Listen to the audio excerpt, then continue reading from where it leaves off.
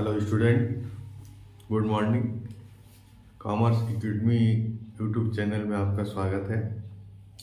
आज हम लोग 11th क्लास का मोड बहुलक निकालना सीखेंगे, जिसे जेड्स से बताया जाता है। इसमें अब देखते हैं सबसे पहला इंडिविजुअल सीरीज। इंडिविजुअल सीरीज में सीरियल नंबर दिया रहेगा और एक्स दिया रहेगा। 1 2 3 4 5 6 7 8 10 20 30 30 40 40 50 60। देखिए, इसमें फाइंड करने का सबसे पहला जो मेथड होता है वो आपका होता है बाय इंस्पेक्शन मेथड, निरीक्षण विधि। दूसरा होता है डिस्क्रीट सीरीज मेथड और तीसरा इस फॉर्मूले से सॉल्व किया जाता है। निरीक्षण विधि से देख लेंगे तो देख करके आपको पता चल जाएगा कि इसमें सबसे ज्यादा बार कौन सा डेटा आया है, सबसे अधिक बार कौन सा डेटा आया है, इसको देख लेते हैं। रिपीट कौन ज्यादा हुआ है, तो जैसे आप देखिए इसमें 10 20 30 30 2 टाइम आया, 41 टाइम, 51 टाइम, 61 टाइम, 71 टाइम। तो निरीक्षण विधि से आपका इंस्पेक्शन मेथड से आपको पता चल गया कि जो मोड होगा वो 30 होगा। ये फर्स्ट तरीका हो गया आपको मोड याद करने का, किसमें इंडिविजुअल सीरीज में आप देखेंगे तो मोड आपका आसानी से निकल जाएगा। निरीक्षण विधि से आपने देख लिया है, इसमें देखा कि सबसे ज्यादा बार कौन आया है, 30 आया है, इसलिए आंसर कितना हो गया, 30। ठीक है, अब देखते हैं इसी को डिस्क्रीट सीरीज में। इसे नोट कर लेंगे और समझ लेंगे। सेकेंड, इसी क्वेश्चन को आपको डिस्क्रीट सीरीज में बदल करके, डिस्क्रीट सीरीज में बदलना है इसको।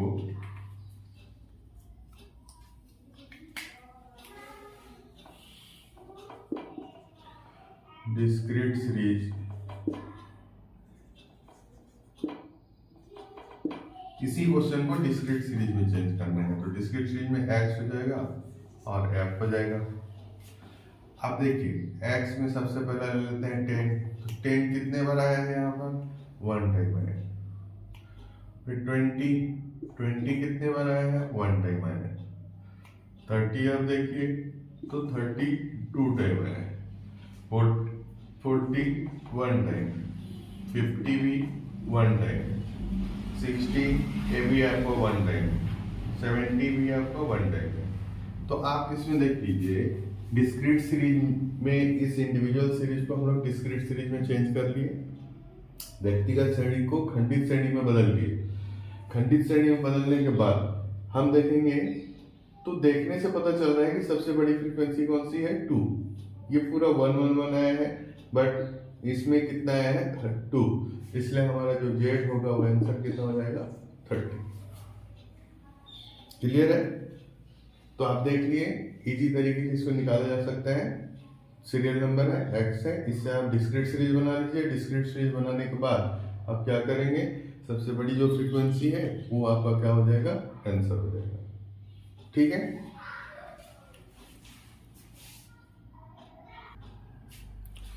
इसको आगे कंटिन्यू करते हैं। देखिए अगर इंडिविजुअल सीरीज में 1 2 3 4 5 डेटा दिए हैं और एक्स जो है रिपीट नहीं किया, अभी हमने आपको बताया है कि जो एक्स रिपीट करेगा, जितने बार रिपीट करेगा वो मोड हो जाएगा। लेकिन आप यहाँ पर देखिए एक्स रिपीट नहीं कर रहा है। नहीं करना है कि स्थिति में आपको क्या करना है, इस फॉर्मूले का यूज करना है। इंडिविजुअल सीरीज में जेड का फॉर्मूला रहेगा 3m - 2 बार एक्स। हमने आपको पहले ही बता चुके हैं कि एक्स बार कैसे निकलता है, मीडियन कैसे निकलता है, उसको देख लेते हैं। इसका n हो जाएगा 5, इसका टोटल हो जाएगा 150, तो सिग्मा x हो जाएगा 150, और मीन का हमारा फॉर्मूला है बार x इक्वल टू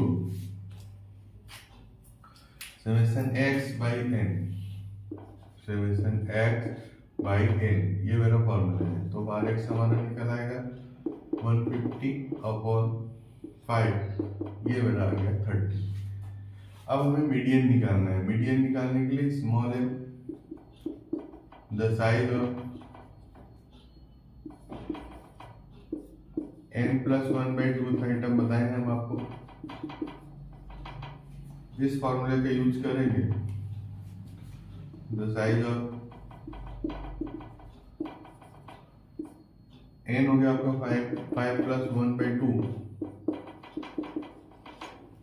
तो स्मॉल m आपका आ गया 6/2, ये 3। यहाँ पे आप देखिए स्मॉल m जो मीडियन वैल्यू आया है वो मीडियन वैल्यू 3 आ रहा है। मीडियन वैल्यू कितना आ रहा है आपका 3, तो 3 आ रहा है, डेसिमल में नहीं आया है। तो ऐसी स्थिति में आपको क्या करना है, सीरियल नंबर में देखना है 3 कहाँ आ रहा है। सीरियल नंबर में 3 कहाँ है, 3 यहाँ पर। इसके सामने कितना डेटा दिया है 30, तो वो आपका क्या होगा आंसर हो जाएगा। तो कैपिटल M हमारा कितना हो जाएगा 30। कैपिटल M कितना हो गया 30 हो गया। कैपिटल M आपका 30, मतलब मीडियन आपका कितना आ गया, मीडियन 3030। अब इस फॉर्मूले में यूज कर दीजिए। तो Z = 3m, तो 3 मल्टीप्लाई हो जाएगा कितना 30 माइनस 2 मल्टीप्लाई हो जाएगा कितना, मीडियन भी कितना है आपका 30 ही आया है। तो ऐसे में Z आपका कितना हो जाएगा 90 माइनस 60, तो Z का वैल्यू कितना आ रहा है 30। ये आप देख लिए होंगे कि इंडिविजुअल सीरीज में इंस्पेक्शन मेथड से और डिस्क्रीट मेथड से कैसे निकाले, और इसके बाद हम लोग फॉर्मूला से कैसे सॉल्व किए। ये तरीका हो गया आपका मोड निकालने का इंडिविजुअल सीरीज में। ओके, देख लीजिए, समझ लीजिए।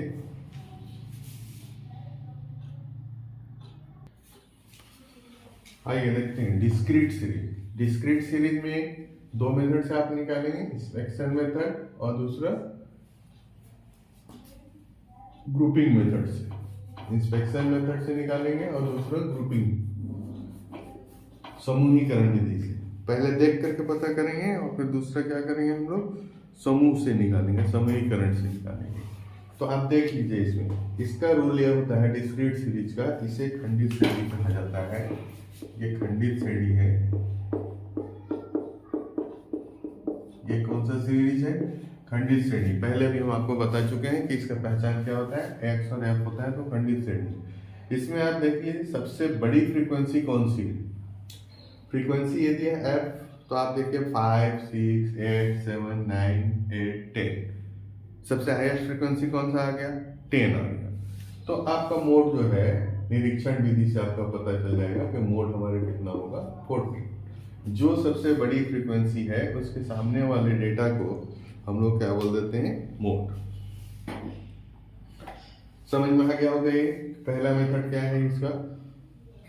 अब मान लीजिए इसको हम लोग चेंज कर दें, बदल दें इसको। तो चेंज करने का मतलब है सबसे बड़ी फ्रीक्वेंसी जो है वो मोड हो गया। अगर यहां पर हम इसको कर दें, इसकी फ्रीक्वेंसी कर दें 9। अब आप देखिए इसमें दो फ्रीक्वेंसी ऐसी हो गई जो हाईएस्ट हो गई। तो ऐसे कंडीशन में आपको क्या करना है, ग्रुपिंग टेबल बनाना है। ग्रुपिंग मेथड से बनाना है इसको।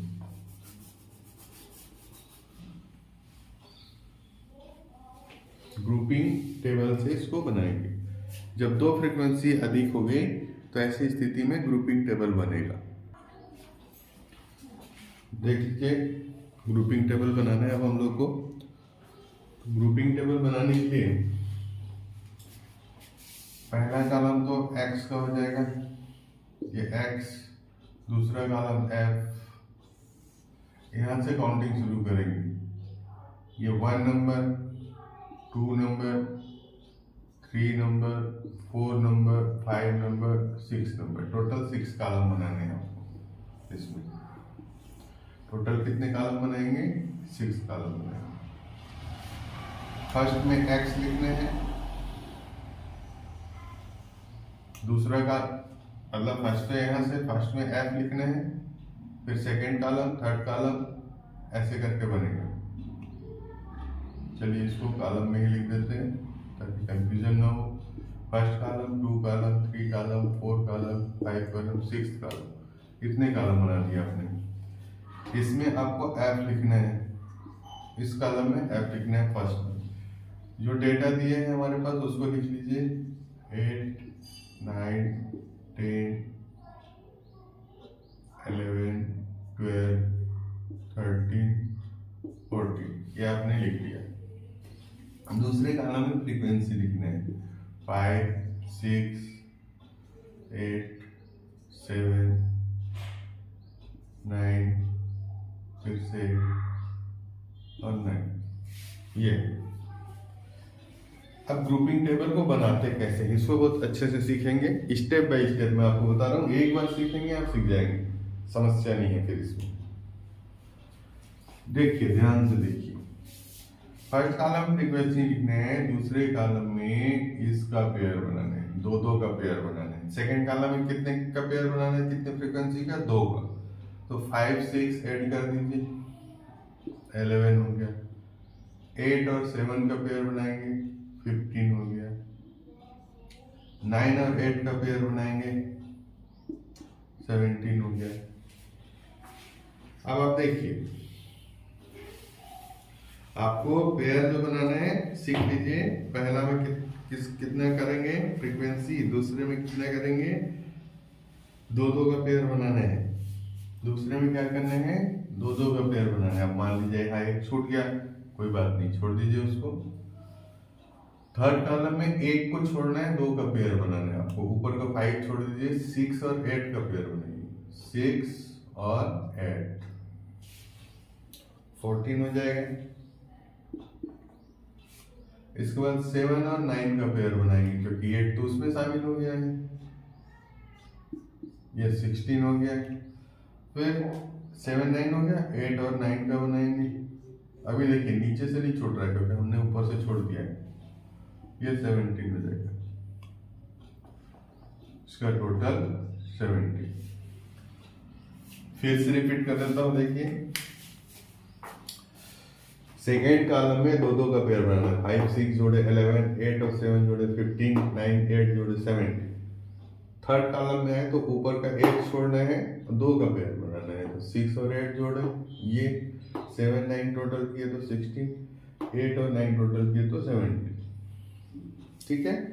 अब चलिए फोर्थ कॉलम में आते हैं। फोर्थ कॉलम में ऊपर से 3 का पेयर बनाना है, 1, 2, 3, मतलब 8, 9 और 10 को जोड़ना है। 8, 9, 10 को जोड़ना है। 8, 9, 10 आप जोड़ दीजिए। 5, 6 और 8, 5, 6 और 8 को जोड़ेंगे आप। 5, 6 और 8, इसको काउंट करिए। यह है आपका 19। इसके बाद 1, 2, 3 बन चुका है, 1, 2, 3 को जोड़ना है। 7, 9 और 8 को, 7, 9 और 8 को जोड़ना है। तो ये हो जाएगा आपका 26, 24, ये 24 हो गया। इसके बाद अब 1 छोड़ना है, 3 का पेयर बनाना है। 6, 8, 7, 6, 8, 7, इसको ऐड करना है। 6, 8, 7 ऐड करेंगे, 21 हो जाएगा। 6, 8, 7 ऐड किए तो अब ऐड होगा 9, 8, 9, 9, 8, 9, ये हो जाएगा आपका 26। इसके बाद देखिए 6 कॉलम में आपको क्या करना है, ऊपर का 2 छोड़ना है, 3 का पेयर बनाना है। ऊपर का 2 छोड़िए, 1, 2 छोड़ दिए तो 8, 7 और 9 को ऐड करेंगे। 8, 7, 9, 8, 7, 2 छोड़ना है, 8, 7, 9 को ऐड करने।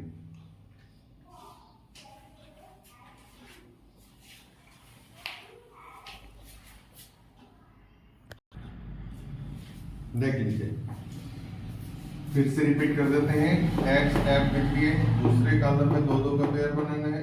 5 6 8 किए तो आपका 11 8 7 8 किए थे, 9 8 8 किए। अब यहाँ देखिए 3 कॉलम में क्या किए, ऊपर का एक छोड़ के दो का पेयर बने। 4th कॉलम में ऊपर से ही 3 का बनाया, 1 2 3, इसको ऐड किए तो ये आया, फिर 1 2 3 इसको ऐड किए तो 24 आया। 5th कॉलम में एक छोड़ना है, एक छोड़ना है, दो का पेयर बनाना है, तो एक छोड़ दीजिए, 1 2 3, ठीक है, इसका कॉलम बन गया। 6th कॉलम में ऊपर का दो छोड़ना है, 3 का पेयर बनाना है। इसको बनाने के बाद आपको क्या बनाना है, एनालिसिस टेबल। एनालिटिकल टेबल में कॉलम कैसे बनाना है उसको सीखिए। इसको क्या करिए, आप दो पार्ट में डिवाइड कर दीजिए। अभी एक्स लिख दीजिए इधर और सीरियल नंबर लिख दीजिए इधर। सीरियल नंबर आप देखो कितने हैं, 1 2 3 4 5 6, तो 6 कॉलम इधर बना दो, 1 2 3 4 5 6 कॉलम बन गए। ये 6 कॉलम आप ऐसे बना दीजिए इसके।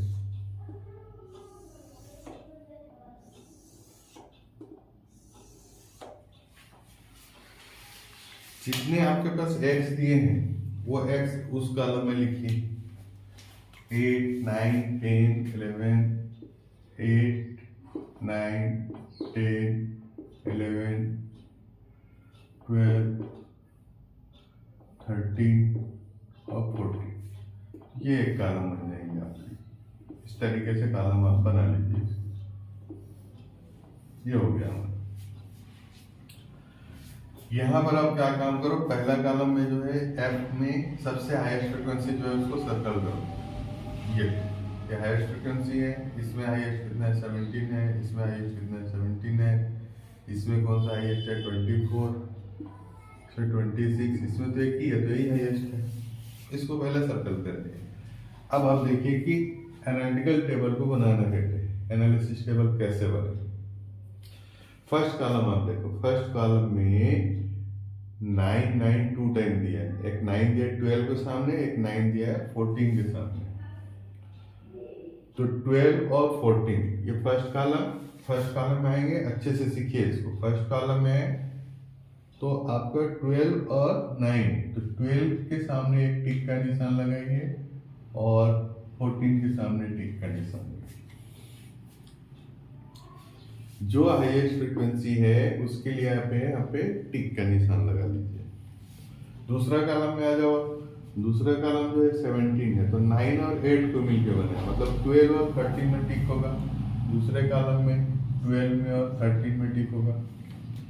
इसके बाद थर्ड कॉलम में आइए। थर्ड कॉलम में 17 आया है, तो नीचे का दो जोड़ करके 17 हुआ है, 8 और 9, मतलब 13 और 14 में टिक होगा। थर्ड कॉलम में आपका 13 में होगा और 14 में टिक होगा। इसके बाद थर्ड कॉलम पे हो गया, फोर्थ कॉलम में आ गया। फोर्थ कॉलम में आप आ गए। फोर्थ कॉलम में सबसे हाईएस्ट 24 है। 24 किसको मिलकर बना है, 7 9 और 8 को मिलकर बना है। 7 9 और 8, ऊपर से 3 लिए थे, नीचे का 3, 24।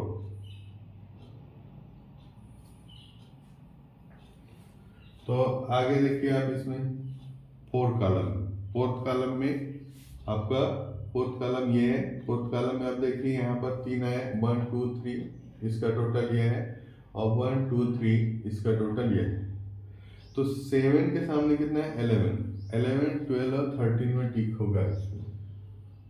11 12 और 13 में, तो 11 12 और 13 में टिक होगा।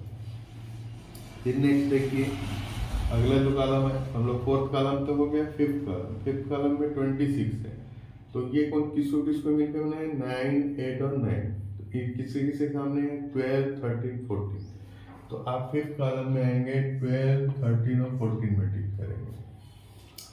नेक्स्ट देखिए अगला जो कॉलम हमारा है वो 24 है, तो 2 छोड़ के 3 का हम लोग किए थे, 1 2 छोड़े 8 7 9 इसको लिए। तो आप देखिए 8 7 9, 8 7 9 को लेकर बनाए हो, 8 7 9 तो 10 11 12 में आएगा। तो 6 वाले कॉलम में देखिए 10 11 और 12 में आएगा।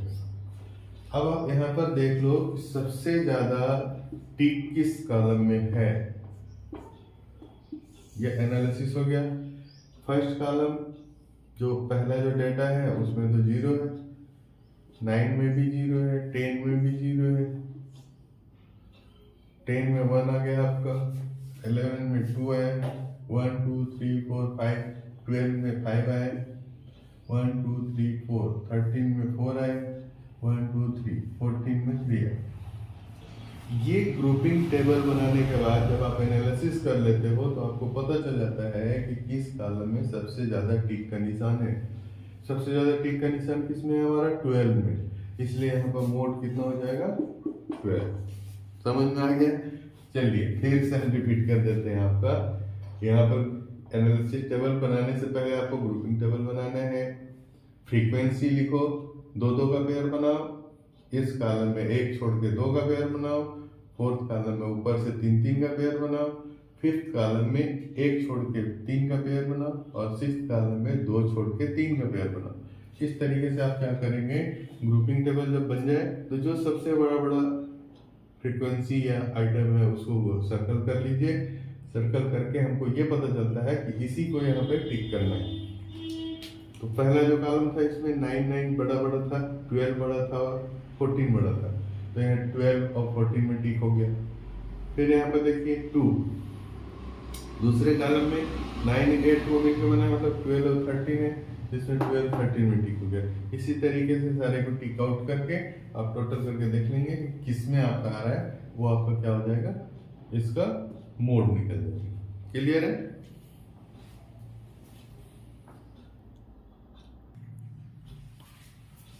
चलिए आगे देखते हैं हम लोग ग्रुप सीरीज।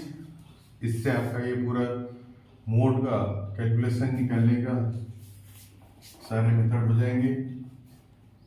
ग्रुप सीरीज में एक एग्जांपल ले लीजिए, x F 0 to 10, 10 to 20, 20 to 30, 30 to 40, 40 to 50, 2 4 8 6 4। ये एक एग्जांपल ले लीजिए। इसमें भी सबसे पहले क्या किया जाता है, इंस्पेक्शन मेथड से देख करके पता किया जाता है कि कौन सा मेरा मोड ग्रुप आएगा। मोड ग्रुप निकालने का तरीका हो गया, सबसे पहले देखिए सबसे बड़ी फ्रीक्वेंसी कौन सी है 8, तो 8 के सामने आ गया 20 to 30, तो आपका मोड ग्रुप निकाल देंगे।